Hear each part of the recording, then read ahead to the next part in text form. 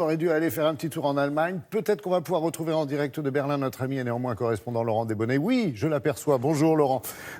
Pour nous parler ce matin des sanctions qui se durcissent contre les petites incivilités. Moi, je me souviens que dans les années 70, on payait pour un papier gras jeté par terre une quinzaine d'euros, l'équivalent à peu près une quarantaine de marques.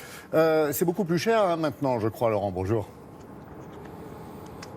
Oui, beaucoup plus cher. Par exemple, pour un mégot en Allemagne, c'est jusqu'à 100 euros. C'est plus qu'en France, 68 euros. Mais surtout, désormais, c'est vraiment appliqué. Pas de tolérance, une règle implacable. Les Allemands sont très à cheval là-dessus. Ça concerne non seulement les mégots, mais aussi tous les déchets ou les emballages. Et certaines villes prennent des initiatives pour faire appliquer vraiment cette règle. À Berlin, par exemple, il y a un numéro de téléphone que vous pouvez appeler si vous voyez quelqu'un en train de jeter des déchets dans un endroit où c'est pas autorisé. Eh bien, ça prévient directement la police. Et tenez-vous bien, chaque année, il y a environ 67 000 appels de dénonciation. Donc, certaines villes vont encore plus loin avec des brigades spécialisées en civil chargées de prendre en flagrant délit les contrevenants. C'est le cas, par exemple, à Mannheim, non loin de Francfort.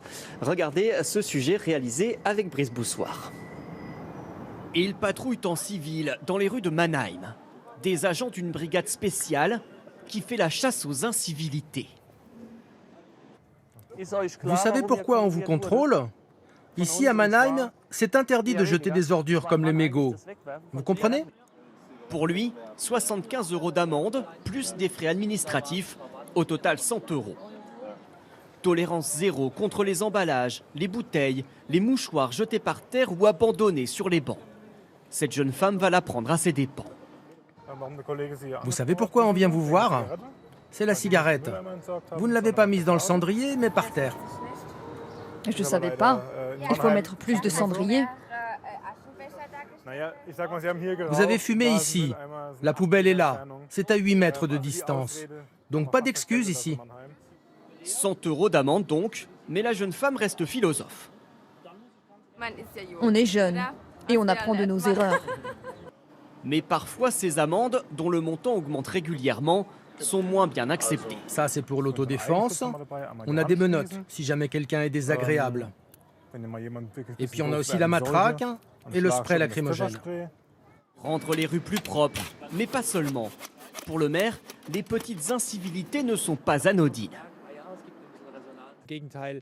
On veut seulement une sanction dissuasive. On sait que s'il y a des ordures partout, ça porte atteinte au sentiment de sécurité dans la ville. Et selon lui, la meilleure preuve que cette politique fonctionne, ce sont ces images de fumeurs qui désormais jettent plus souvent leurs mégots dans les poubelles. Eh oui, la dissuasion. Il y a quand même des motivations écologiques, hein, Laurent?